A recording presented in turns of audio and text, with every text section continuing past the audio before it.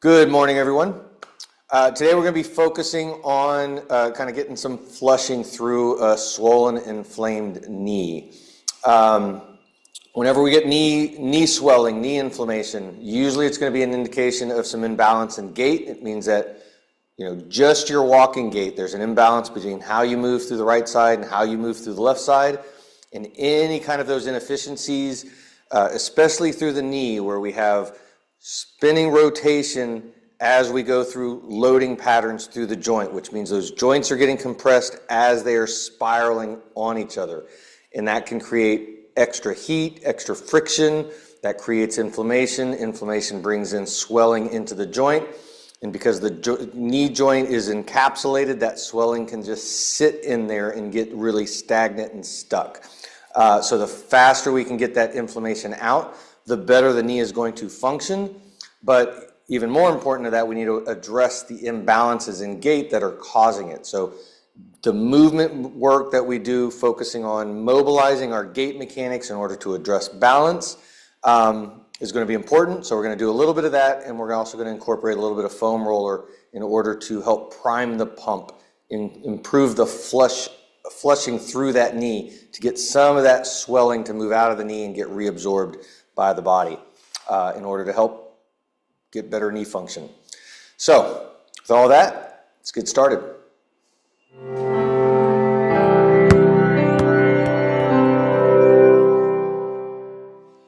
We're going to start in our quadruped, spreading hands nice and wide, like really spread the hands, ground the palms, tuck the toes.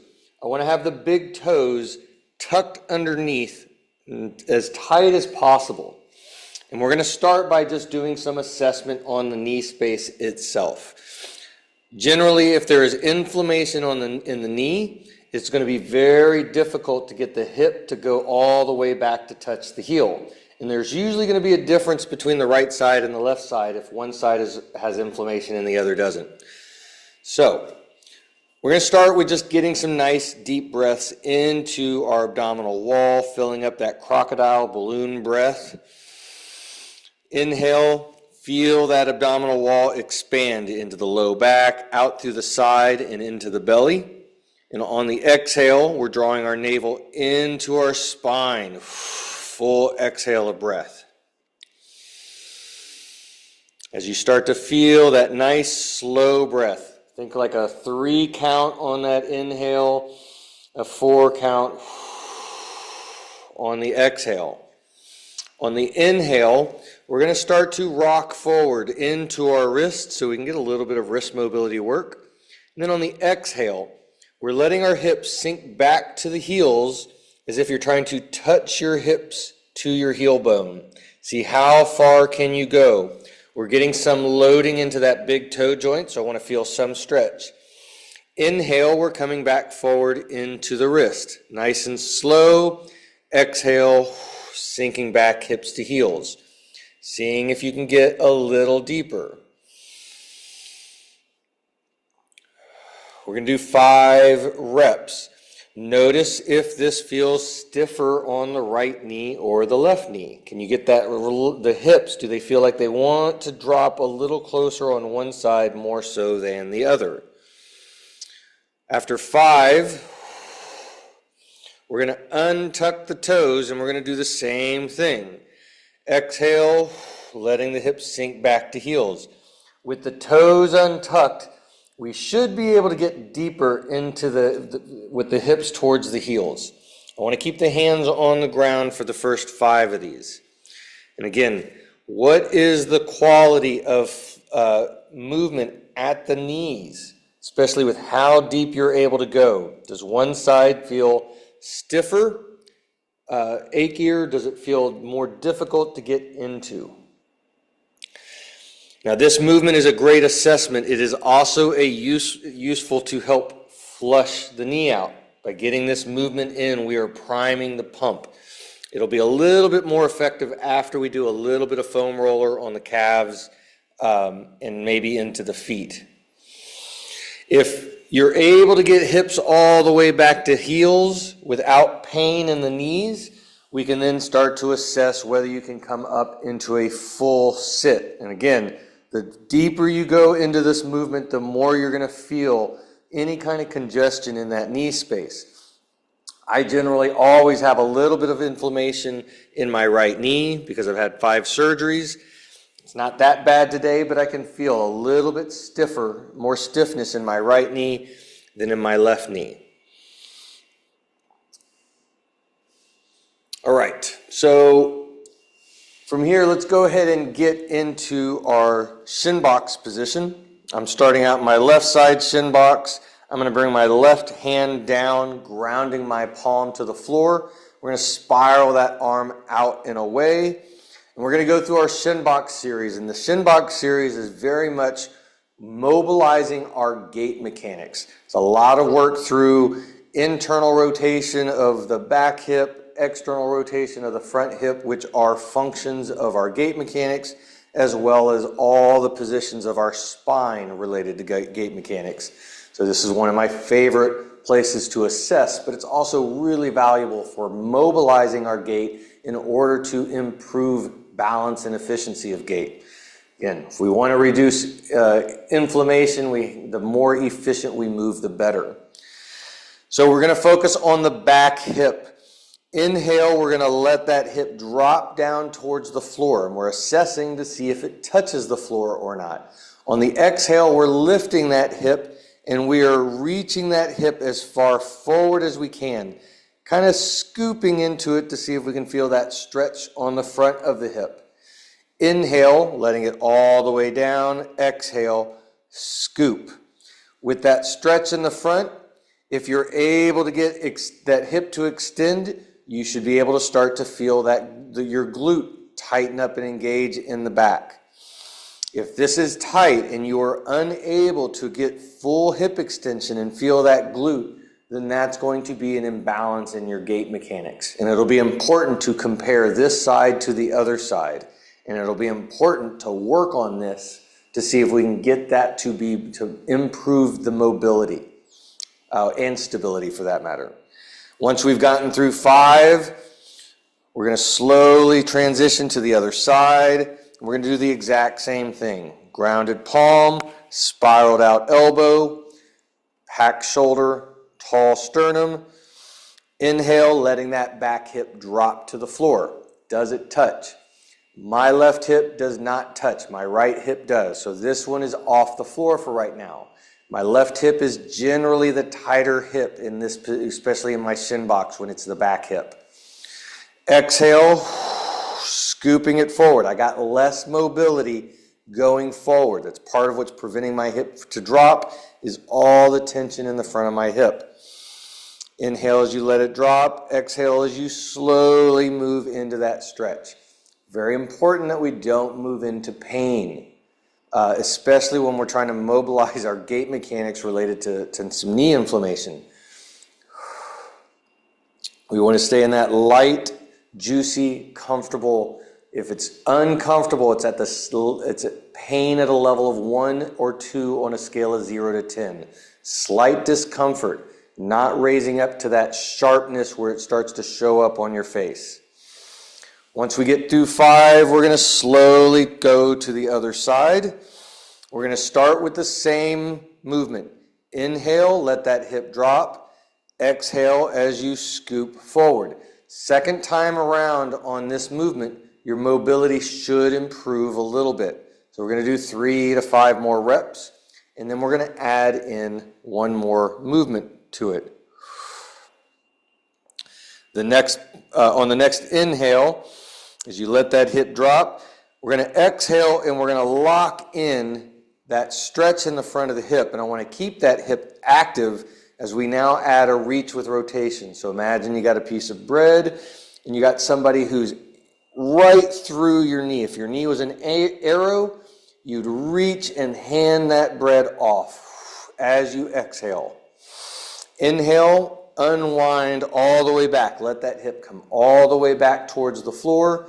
Exhale, scoop, and then reach and rotate. And with each reach with rotation, I want to have that scoop active And as you scoop, you're almost kind of reaching back through that knee. So you kind of have a counter reach through the knee as you're reaching away through the fingers, which creates a nice traction, rotational traction stretch through the hip and into the spine. Once we get to 5 or 10, we can do 10 reps on everything. We're going to go to the other side. Now this was my tighter side in the first movement. So we're starting with our inhale, letting that hip drop.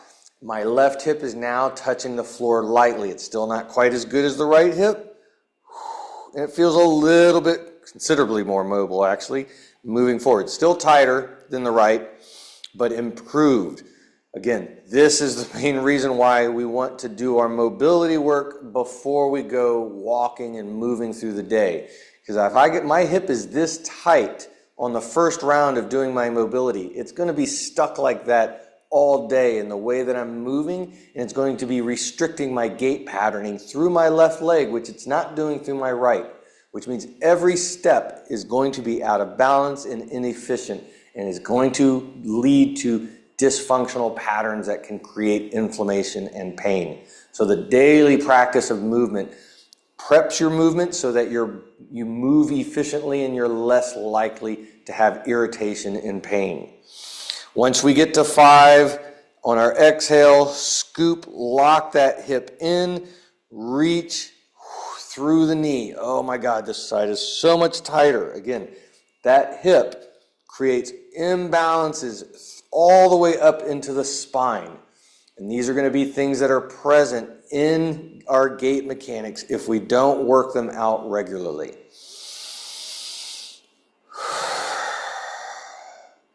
And since we're dealing with active knee inflammation, I'm going to assume that you are probably finding similar, like, oh, one side is significantly tighter. So because of that, we're going to do both of those movements on each side a second time, because a lot of times going back, working the opposite side and then coming back does a lot to improve overall balance. So we'll just do 3 to 5. Inhale, letting that hip drop. Exhale, scoop, and then adding our nice reach with rotation.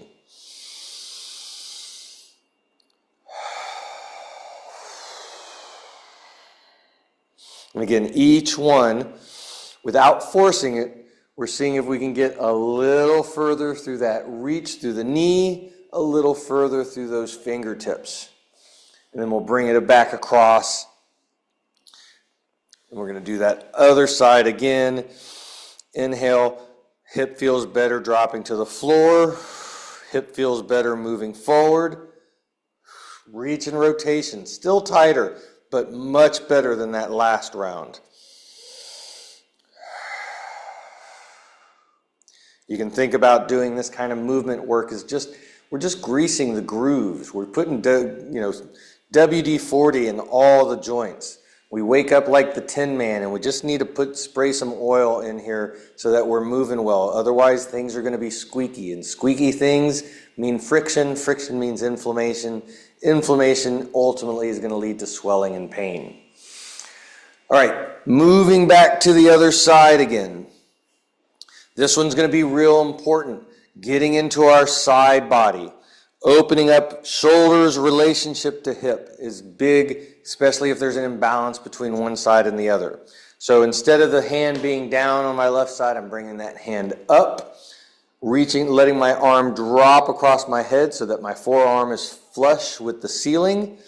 We're going to be reaching through the elbow to get tall and reaching down through the hip in order to create as much length through the elbow, down through the side body, into the low back area. We're going to inhale. We're also going to get a little bit of work into this back hip. So we're going to start. Inhale, let the back hip drop towards the floor. Let it touch if it can. Exhale, we're getting that same scoop. We'll do 3 of these just with the back hip. Inhale, let it drop.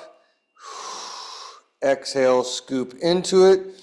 On the next one, as you let that hip drop on your inhale, on the exhale, we're going to reach up through that elbow, reaching down through this hip. We're still scooping that back hip forward. Inhale, we're letting it all soften as we let that back hip drop. Exhale, scoop that back hip, lock it in, reach down through the opposite hip and up through the elbow.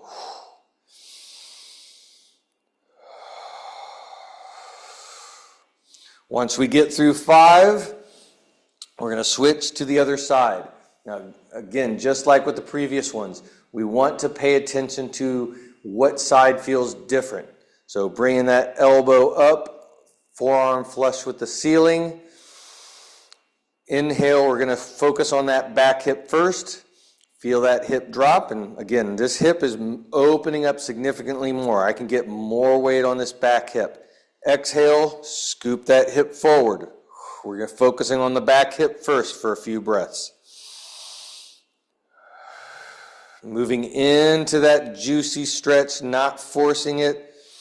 On the next inhale, as you exhale and scoop, lock that back hip in. And now reaching down through the opposite hip and up through the elbow. Inhale, letting it all soften, back hip drops. Exhale, reach. Now this side, my right side, low back area, side body low back area, is tighter on this side than my right. It's really this left inside hip is paired with this right side back. This is tight together right here. This in a big complex, this is a part of our gait complex.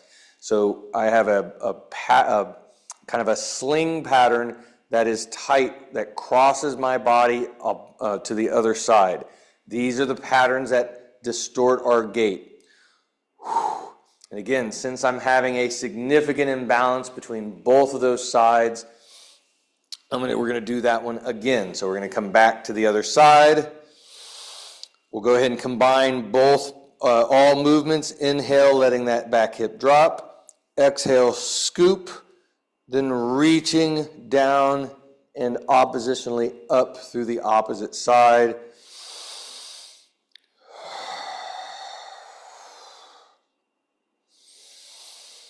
I want to stay nice and soft and juicy with it. These should not be overly stressful positions. They definitely should not be painful.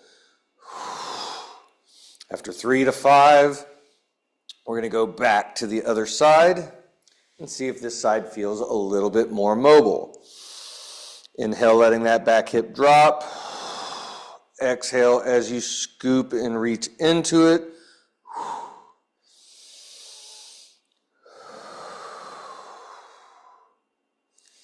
And if it gets a little bit better, but it's not gone, it's kind of what I'm experiencing. This left hip is pretty chronically tight. Never completely goes away, but it gets significantly improved. These are, if you have that experience where it continues to get a little bit better each time you do it, then these are movements that you can kind of do 3 to 5 reps at different points throughout the day. You'll get a tremendous amount of benefit out of that. All right, coming back, this will be the last that we do in our shin box. We're going to get into our folds. Reaching through the shin with both hands. Actually, we'll start with that back hip still. I want to keep that back hip working. So inhale, letting that back hip drop. We're going to exhale, scooping into it. So I want to be a little bit engaged through that back hip. Exhale, both hands reach evenly. Don't want one hand reaching further. See how far can you reach comfortably without going into stress or pain. Inhale, coming all the way back up, letting that hip drop. Exhale, scoop into it, and then exhale, reach. Notice, where does this feel tight? Do you feel it in that back hip, or do you feel it in the glute on the front side? And can you reach a little further with each rep? We're going to do 5 of these, and then we're going to go to the other side.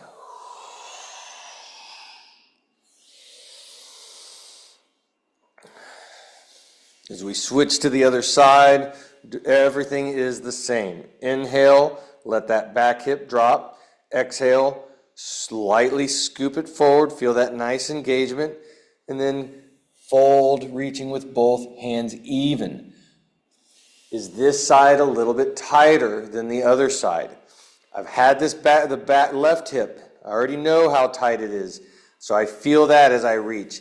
But I'm also feeling my right side glute and getting into that right side low back side body area that I just felt. So this gives me some ideas of what patterns are connected. Left inner hip, right outer hip, and right low back are a combined pattern in my gait mechanics.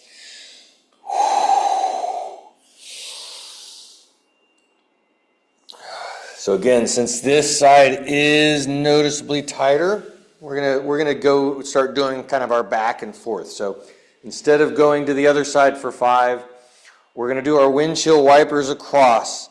We're gonna go back and forth. And I'm gonna go say, let's do like 10 up to 20 reps.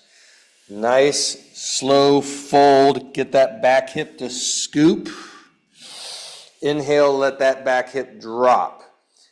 Exhale as we spin, windshield wiper across. Inhale as we get into place, letting that back hip drop. Exhale, scoop and fold. I want to go extraordinarily slow with our breath. We're grooving movement here. I don't want to be fast, because if I go fast, I might not notice the areas in the movement where things are clunky or grindy or gristly. Like I want to smooth things out. I want efficiency. The slower I go, the smoother I can make this. If you ever look at my shirt, you'll see, go slow to be smooth. Be smooth to go fast. That is how our neurology works. That's how our neurology works in coordination with our joints. Going slow helps to coat those joints with synovial fluid, which makes them move more efficiently. Synovial fluid also helps reduce heat and friction within the joints. Now, as we're going back and forth, I want to start to see if we can open up our shin box by letting that back leg slide open a little bit more, putting a little bit different mobility stress in that back hip. Our fold, for the most part, is the same. We can bring that knee back in as we spiral across to the other side, and then open that knee up.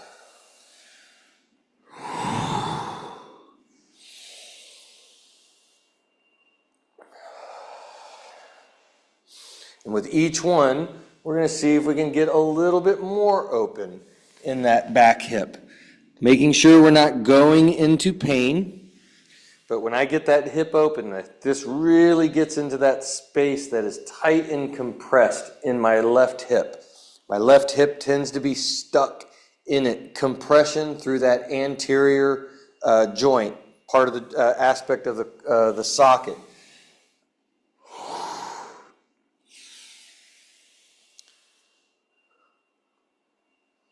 So it's a lot tighter when I'm on my right side moving through that left hip than it is when I'm on the left hip moving through the right. My right hip, even though this is the side that I've had all the surgeries on my knee, for some reason does not have as many of the tight tension problems as my left hip does. It's because my left hip is doing all the work to stabilize for my right knee. We can continue to let that back leg slide back for a few more.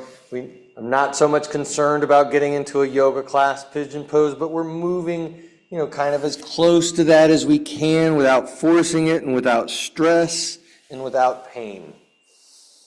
And the big goal here is to get as much balance between the right side and the left side as we can. Can we move in a way that starts to equalize, make both sides feel more similar than dissimilar? All right. Let's go ahead and pull out the foam roller. We're going to do a little bit of flushing on the calf. I find this to be one of the most helpful places to do a little bit of soft tissue work with the foam roller, basically doing tissue ischemia. We're pressing out all the blood flow for a period of time and then taking the foam roller off, which helps to flush fluid through that space. And since we're working into the calves, any of that flushing is automatically going to work through the knee. So we're going to do a little bit of foam roller, and then we're going to come back and do a little bit of movement to help, again, prime that pump. So we're in a nice sit position. Leg is going to be out in front. Foam roller is going to be perpendicular with the body. And we're going to start by just simply placing our foot or calf on the foam roller. I want to place about the bulky part of the muscle, the densest part of the calf musculature. Your toes are facing straight up to start with. And we can think about this in terms of there's 3 sections of the calf. Right now we're in the intermediate section. If your toes are straight up, you're getting dead center calf. If you turn your toes in, you're going to get medial calf, and if you turn your toes out, you're going to get lateral calves. All right, we can look at a 4th section at another time, but for the purpose of flushing the knee, this is going to be more than adequate. At this point, all we want to do is just allow that leg to soften and rest. If it's really sensitive, then the leg by itself is enough. This is where I want to imagine that the muscle that's on the foam roller is just melting butter, and you want that butter to melt. The foam roller is a hot knife. Hot knife on butter takes no effort. The heat of the knife, butter melts on its own, so you don't have to apply pressure. Just allow it to melt. We're going to keep it here for about 60 to 90 seconds. If you need a little bit more pressure, if it's not enough to really get into that musculature, you can simply just add your other leg and let that weight do the job for you. We're going to keep it here. What I really want to feel is like a 30 to 40% reduction in either the sensitivity or the density of what you're on. And that generally takes 60 to 90 seconds. And if it hasn't happened in 90 seconds, then we're going to go ahead and move on to the next spot regardless. So we're on that intermediate area of the calf. As that spot reduces, we can slide the foam roller closer to the ankle.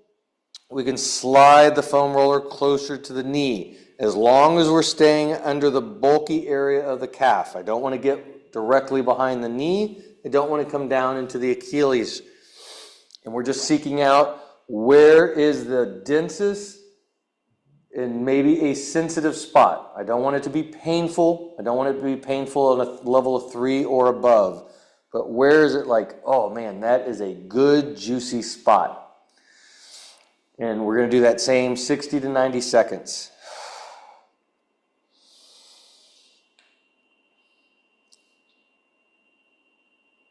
For the purpose of the video and time, I'm going to only focus on the intermediate section of the calf, and which should be enough in order for us to get some good flushing of the knee. But we can also, on your own, you can turn that foot about 45 degrees inward and do the exact same work, working through that bulky area of the calf, 60 to 90 seconds, getting a 30 to 40% reduction in discomfort. As this spot starts to reduce, we can do one more little pass, moving up or down, again, seeking out a nice dense section where it just feels like it could use some pressure. Just let it melt, nice melting butter action.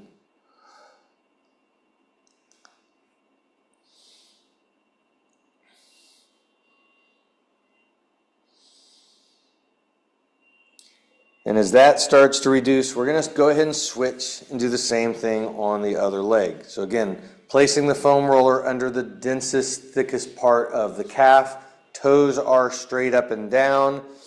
Just allow that leg to rest.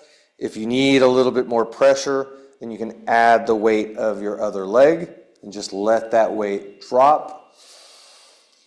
We're going to keep it here for 60 to 90 seconds. Just allowing that butter to melt. Nice deep breaths in through the nose, out through the mouth. I want to continue to kind of breathe, integrate our crocodile breath as much as comfortable. It can be a little bit more challenging if we're on our shoulders and the shoulders are getting fatigued. As this area melts, we're going to move up and down that calf. Again, seeking out either the densest or sensitive area. Once you find it, you can reapply that other leg and then let it melt. Now we can use the foam roller as a little bit of an assessment tool as well. Does one side feel denser? Is one side more sensitive with the foam roller than the other side?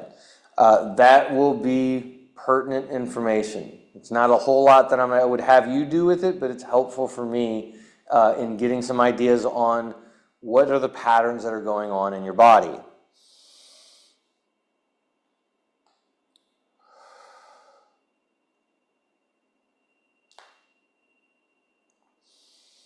As we get nice 60 to 90 seconds of melt, then we can move to the, up and down and kind of find one last little sensitive spot. That's a good one. Reapply that leg. Nice deep breaths. Melting butter on a hot knife.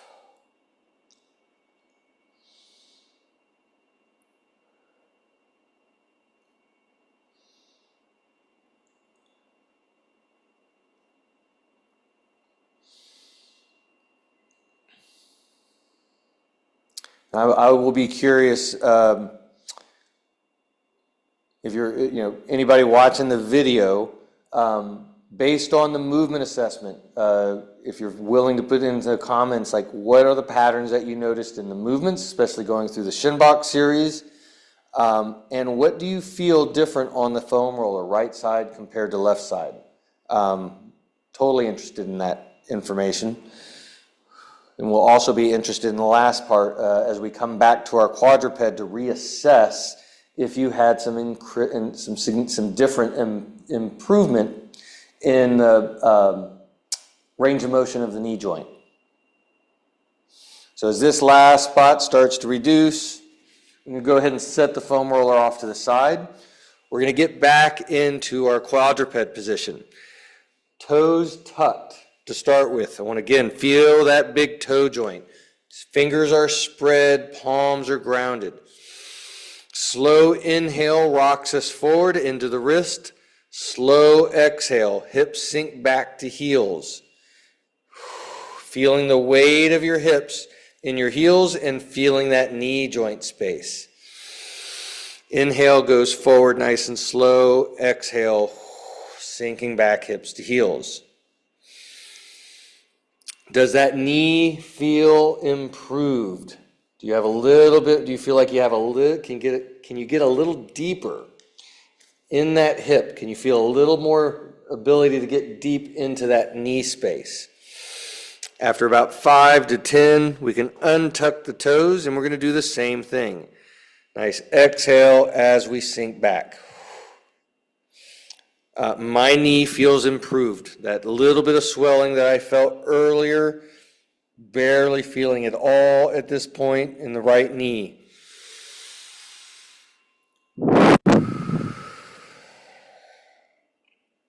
After we do 5 to 10, we're going to retuck the toes. And I want to walk the hands out, spreading the fingers wide. Elbows are fully extended. We're going to do a little bit of child's pose to warm up our shoulders a little bit, and then we're going to do a little bear crawl gas pedal. So from here, nice inhale. On the exhale, we're reaching our sternum down to the floor. I want to have very active hands pressing and engaging to the floor so you feel your shoulders are engaged. As we exhale down, inhale, coming back up. I don't want to go so far into the shoulders that it is painful. And this is actually a good assessment point to notice, how does the right shoulder feel compared to the left shoulder? Is one side tighter, more restricted? Is it a little bit painful? If it's painful, then I do not want you to do this next part. We need to have good functional shoulders for this next part. So if shoulders don't feel safe, if they feel unstable or painful, then this next one is not for you. Next part, we're back to our quadruped, toes are tucked. We're going to lightly lift the knees, and we're going to drop our chest back towards that child's pose position, trying to get a little deep into the shoulders. Again, making sure shoulders are not painful. Knees are bent to start with. From here, we're going to actively straighten one knee and reach that heel towards the floor so that you feel some length and stretch through the back of that leg. Then you can let that knee soften and bend as you extend the opposite leg, reaching the heel and actively straightening that knee. And going back and forth. As we're going back and forth, try to keep your chest dropped towards the floor as much as you can comfortably. That will add to that length of the back line. We are now doing nice gas pedaling, and this is helping to flush from that calf through the back of the knee up into the hamstring. Again, getting that nice flushing through the knee. Ooh, nice little pop and adjustment as things start to move better. After about 10 of those, we can drop our knees back down to the floor, and we're going to do one last little assessment. Inhale forward, exhale, sinking hips back to heels. Again, how does that knee space feel? Is there an improvement? We can then untuck the toes. Again, can you get your hips closer to your heels? Can you sit? We can start to let our weight off and see if we can sink back, making sure that that knee is not painful. Moving forward and moving back. Between that bear crawl gas pedal and this simple little movement here, rocking forward, rocking back, we're flushing through that knee, getting that fluid that wants to get stagnant starting to move and cycle through, which helps to remove the waste properties that are getting stuck and stagnant and bringing in fresher nutrients to bring in healing properties to the knee. One last thing that you can do to help with this is later in the day, lay on your back, elevate your legs so that they're above your heart for about 10 minutes just to help drain the knee. Gravity works in our favor. So if we lay on our back, gravity of that fluid will move more up towards the heart, and the heart is where that fluid gets reintegrated into the body. All right, let me know how that felt.